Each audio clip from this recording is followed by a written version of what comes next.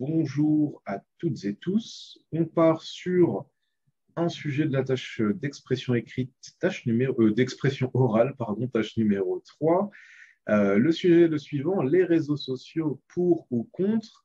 Monsieur Houssem, on va commencer avec vous. On part sur 4 minutes 30. En tout cas, on essaie de les atteindre comme d'habitude. Si Oui, vous êtes prêts, on démarre quand vous voulez. oui, je suis prêt. Alors allez-y. Les réseaux sociaux pour ou contre. Les réseaux sociaux sont des plateformes en ligne qui permettent aux utilisateurs de créer et de partager du contenu et de communiquer avec d'autres utilisateurs, accessibles par l'intermédiaire d'une application mobile ou d'un site web. Les réseaux sociaux ont explosé en popularité durant les 2 dernières décennies jusqu'à devenir un outil utilisé par l'immense majorité de la population mondiale avec 4,48 milliards d'utilisateurs actifs dans le monde. Plus d'un être humain sur deux utilise les réseaux sociaux de façon quotidienne selon les statistiques de 2022. Cependant, certaines questions se posent de plus en plus au sein de la population vis-à-vis l'impact qu'ils ont sur la société.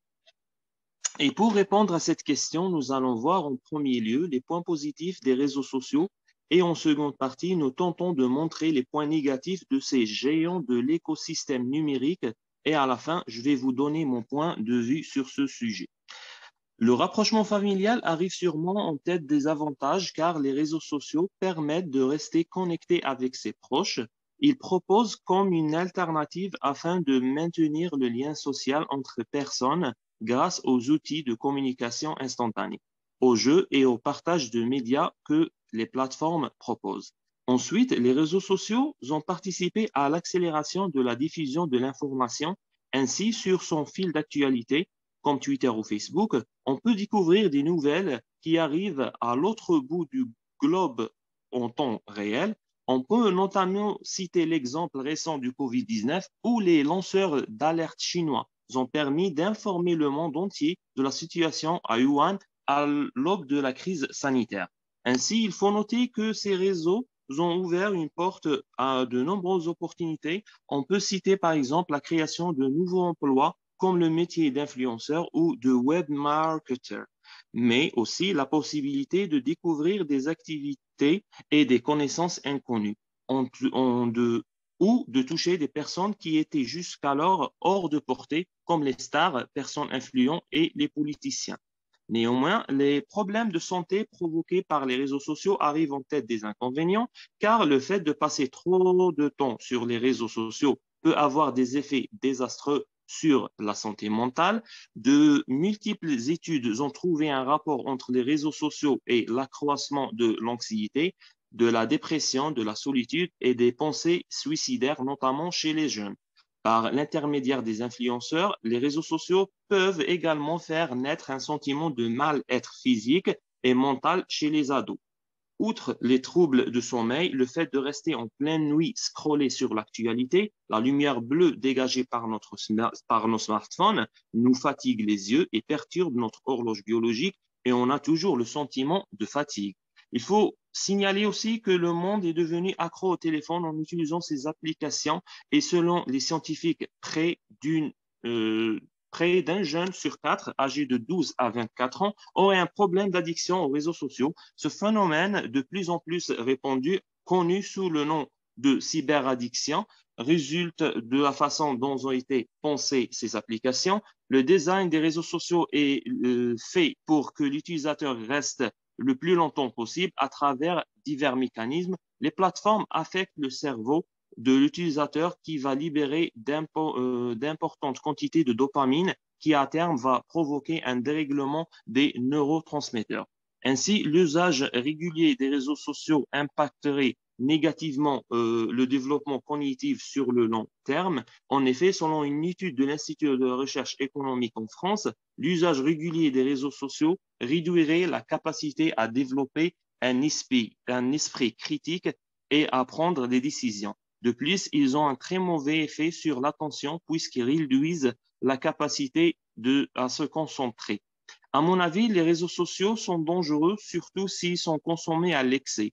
À vrai dire, comme n'importe quelle substance dans la vie, et il faut avoir un temps limité et de ne pas trop s'accrocher et de bien sélectionner ce qu'on a envie de voir. Merci. Merci à vous. Alors, en termes de timing, on est à 4 minutes 40. Donc, on est pas mal. On est 10 secondes au-dessus du temps normal. On n'est pas trop mal. Structure très bonne.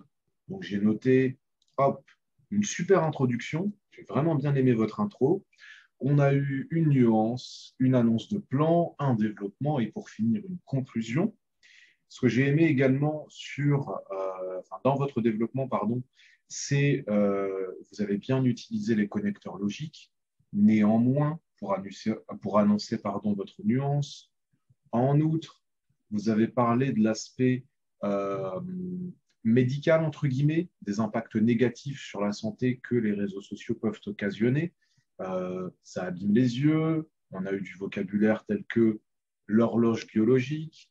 Vous avez utilisé des études pour prouver ce que vous avanciez. Donc, on est pleinement dans l'argumentation. Dopamine, neurotransmetteurs. Donc, à l'issue de votre passage, on comprend très bien que vous êtes dans le camp de ceux qui pensent qu'il y a plus d'effets négatifs que d'effets positifs Oui, dans absolument. l'utilisation des réseaux sociaux. Donc, Oui, votre passage, il était suffisamment bon et suffisamment clair pour que je comprenne parfaitement votre avis sur la question. Donc, c'est un ouais. super passage pour ma part. C'est du bon travail. Merci. Très bon Merci. travail. Merci à vous. On va passer à Madame Zahra. Bonjour, Monsieur Farid. Bonjour. Bonsoir les autres. Bonjour. Est-ce que vous êtes prête? Oui, je suis prête. Quand vous voulez, on démarre. Les réseaux sociaux pour ou contre. De nos jours, les réseaux sociaux ont envahi notre vie quotidienne. Ils ont bouleversé notre conception du monde. Trouver une personne, jeune ou adulte, sans un compte sur les réseaux sociaux, c'est autant chercher une aiguille dans un bout de foin. L'introduction de cette invention a métamorphosé plusieurs aspects de notre vie et de notre société. Avoir un aspect politique, l'économie, la socio-économie et bien d'autres aspects. Certes, les réseaux sociaux, sans être-ils, y apportent une valeur ajoutée à la personne et également à la société. Et l'histoire retiendra les changements positifs qui étaient causés par les réseaux sociaux. Mais il est important de nuancer qu'il existe des effets indésirables à ces réseaux et que l'utilisation inconsciente de ces derniers peut donner lieu à des conséquences dramatiques indéniables. Pour discuter ce sujet, je vais démontrer en première partie que nul ne peut nier que les réseaux sociaux ont un apport positif sur la vie de la personne. Puis, dans une deuxième partie, je soulignerai qu'il y a des exceptions à cette affirmation et à la fin, je vous ferai part de mon avis personnel pour conclure. Tout d'abord, les réseaux sociaux ont permis l'accès à l'information et aussi le partage des expériences entre une communauté plus large. Certes, le partage des expériences est une pratique qui se date bien avant les réseaux sociaux, mais le cercle de partage avec les réseaux sociaux s'est bien agrandi et on peut dire que c'est grandi colossalement. Une étude réalisée en 2018 par l'Université de Montpellier a démontré que 90% des recommandations des médecins se sont faites sur les réseaux sociaux. Et il y a plus de 2000 groupes sur Facebook qui sont dédiés au partage des retours d'expérience sur les médecins et les cliniques dans les différents pays du monde. En second lieu, ces réseaux ont démontré le pouvoir de mobilisation des gens autour des sujets à intérêt commun. Je peux citer l'exemple du printemps arabe, des présidents et des dictateurs qui ont monopolisé le pouvoir pendant des années et des années et qui y ont pris la chaise de la présidence comme un acquis à faire hériter d'une génération à l'autre. Ils n'ont jamais imaginé que la fin de leur carrière sera causée par la mobilisation des jeunes internautes sur Facebook. De plus, les réseaux sociaux ont élargi le cercle des journalistes et un simple internaute peut se transformer en un clin d'œil à un reporter d'une scène ou d'une autre. pour une transparence de plus et aussi pour un accès à l'information plus démocratisé. En revanche, les réseaux sociaux, ce sont une lame à double tranchant. En outre, ces derniers ont créé un déséquilibre psychique chez une bonne partie des jeunes, et voire même des adultes. L'apparition des influenceurs et des influenceuses a donné lieu à une image parfaite de la vie quotidienne. Une vie impossible à atteindre, parfaite dans ses détails. Ces internautes qui se trouvent face à une vie quotidienne difficile, où il faut travailler dur pour atteindre ses objectifs, se dépriment, se dévalorisent et l'expérience un manque de confiance fatale. Une étude qui a été menée par la faculté de médecine de Vancouver a démontré que 95% des cas de manque de confiance des jeunes est principalement causé par les faux hauts standards qui sont fixés par les influenceurs. Donc, ces jeunes ou bien adultes sont victimes d'une vie parfaite qui est vraiment juste en face du caméra. Pour conclure, personnellement, je suis persuadée que les réseaux sociaux se sont très utiles pour accéder à l'information et également pour développer son réseau professionnel ainsi que personnel. Néanmoins, il faut être très prudent du contenu consommé sur les réseaux et se méfier des informations qui sont partagées, tout en prenant d'un temps à l'autre des pauses de ces réseaux et de vivre un peu plus sur la vie réelle au lieu de rester sur la vie virtuelle. Voilà, c'est tout. Merci. Alors, vous avez parlé pendant 4 minutes et 51 secondes. Donc là, on a dépassé un petit peu, mais comme d'habitude, on est à l'entraînement. Ça pose pas de souci. Alors, comme pour Monsieur Roussem, j'ai beaucoup aimé votre introduction. C'est une introduction qui était vraiment intéressante. Vous aviez un passage qui était structuré, donc c'était facile de se retrouver puisque vous avez annoncé votre plan et vous l'avez respecté. Donc c'était simple de vous suivre. C'était intéressant. Vous avez avancé des arguments, vous les avez euh, prouvés par des exemples. Donc le côté argumentaire est rempli également. C'est un passage qui est très intéressant, qui est pas mal du tout. Je vais vous corriger deux petites fautes. Dans l'introduction, on dit c'est comme chercher une aiguille dans une botte de foin. Dans une botte de foin au lieu de un botte de foin. D'accord. Et la deuxième petite, les réseaux sociaux, ce sont une arme à double tranchant. Pardon. On dit les réseaux sociaux. Oh, 1, 2, 3, je vais y arriver. Les réseaux sociaux sont une arme ou alors représentent une arme à double tranchant. Au lieu de ce sont, vous allez dire sont, tout simplement. Sont une arme à double tranchant. Pour le reste, c'est pas mal du tout. Félicitations, c'est un très bon passage. Merci beaucoup, Monsieur Farid. C'est grâce à vous. Merci. Merci à vous. On va passer à Monsieur Abdel. Allez-y. Si vous êtes prêt, vous pouvez commencer. D'accord. Les réseaux sociaux, pour ou contre? Avant les années 2000, le fait de discuter toute la nuit avec ton ami, ta mère qui veut avoir les nouvelles de ton frère qui poursuit ses études loin de sa famille, ton père qui essaie de contacter ton oncle qui travaille à l'étranger, était une vraie galère. Vous ne disposez que des cartes téléphoniques qui coûtent cher ou vous utilisez les lettres postales. Tout ça est devenu du passé grâce aux réseaux sociaux qui ont facilité la communication entre les familles, les amis et même dans le domaine professionnel. Mais la question qu'on peut poser à propos de cette révolution technologique, est-ce qu'il existe des inconvénients d'utilisation des réseaux sociaux? Facebook, Instagram, TikTok, Twitter, WhatsApp, Telegram, etc. sont tous les fruits de la révolution technologique qui a commencé au début des années 2000. On se souvient des sites Merck, Caramel, comme les premiers sites de la messagerie instantanée, du Skyrock, Skyblock, comme les premiers sites web de réseaux sociaux. Et après, et après, tout le monde connaît la suite. Les réseaux sociaux sont devenus notre accompagnant quotidien. Sans WhatsApp, on n'arrive pas à contacter nos proches, nos clients. Sans Facebook ou Twitter, on ne peut pas être à jour des informations de la société, de l'économie. Les réseaux sociaux sont très utiles pour communiquer. Ils nous ont facilité la vie, surtout pendant et après la pandémie du coronavirus. Le monde entier a su l'importance de ces réseaux sociaux, grâce, car grâce à eux, beaucoup de personnes ont pu communiquer avec leurs familles. Aussi, ils ont été utilisés par les gouvernements au niveau scolaire et professionnel.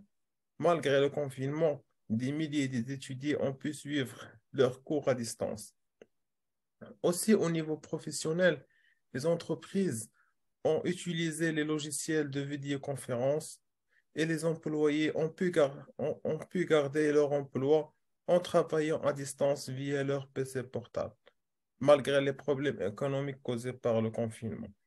Mais avec tous ces bénéfices, il existe toujours un côté obscur de cette technologie. On peut citer le côté le plus célèbre, l'addiction. Oui, selon une recherche scientifique menée par l'Université Sorbonne à Paris en 2019, des chercheurs ont constaté que 90% des personnes interrogées dans la recherche menée affirment qu'ils passent plus que 10 heures quotidiennement en utilisant les réseaux sociaux. Un taux très élevé, puisque les recommandations de l'Association nationale de la lutte contre l'addiction recommandent de ne pas dépasser 2 heures par jour en utilisant les réseaux sociaux, car dépasser ce temps développe une sorte d'addiction qui peut amener à avoir des troubles mentaux et dans certains cas, il peut développer une dépression psychique. Les réseaux sociaux ont devenu un outil très important pour communiquer quotidiennement et son utilisation facilite la vie, mais il faut l'utiliser avec modération et ne pas oublier qu'il existe une vie réelle qu'il faut profiter à la vivre en dehors de la vie virtuelle. C'est bon, j'ai terminé, Monsieur Farid. Je recommence. Je disais merci beaucoup. Vous avez donc parlé pendant 3 minutes et 52 secondes.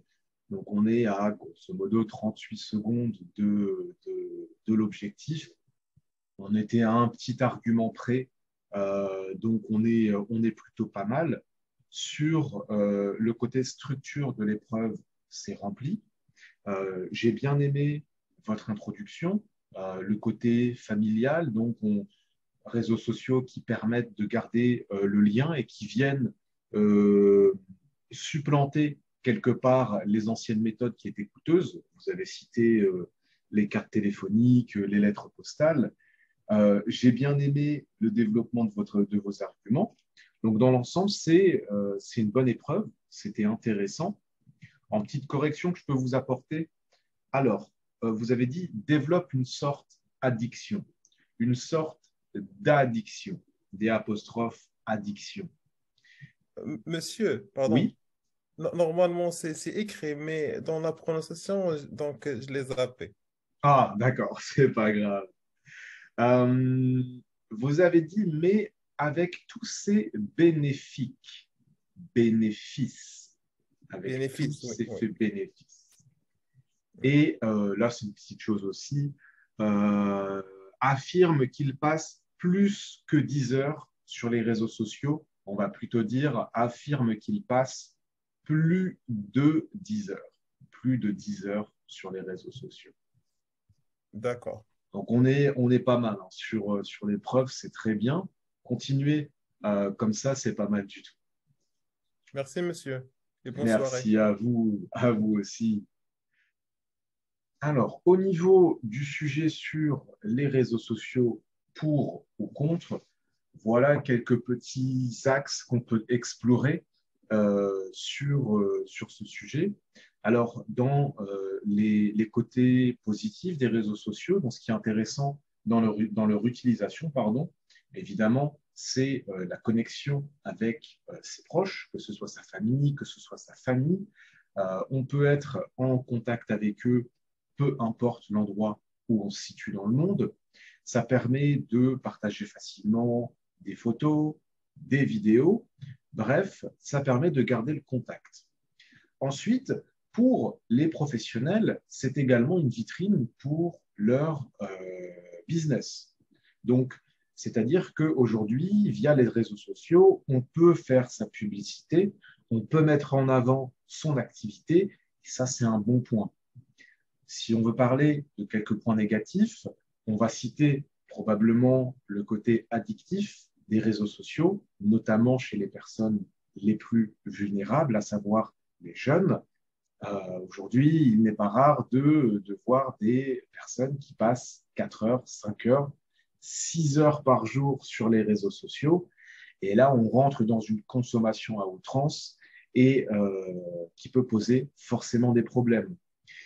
Ça pose des problèmes chez les jeunes, mais ça pose également des problèmes chez les parents, puisqu'on constate que de plus en plus de familles passent beaucoup de temps sur les réseaux sociaux. Les parents sont très souvent sur leur téléphone et donc ne communiquent pas. Et on observe de plus en plus de retard de développement de la communication chez les très jeunes enfants.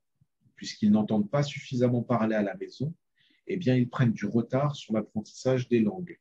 Donc, voilà quelques points comme ça qu'on peut développer sur ce sujet. Allez-y, Monsieur Hussein. Moi, j'ai d'autres idées concernant les réseaux sociaux. Euh, Quand on dit les réseaux sociaux, on dit des fake informations qui ont dominé l'actualité sur Facebook ou sur Instagram. Ces fake informations dirigées par les campagnes de désinformation. Ces campagnes sont souvent venues par les puissances comme la Russie ou l'Amérique. Moi, je veux parler de réseaux sociaux comme un terrain de bataille de deux puissances. Euh, on peut assister dans le jour à une guerre froide, mais à une manière différente. J'ai tombé sur un exemple lors de les élections américaines.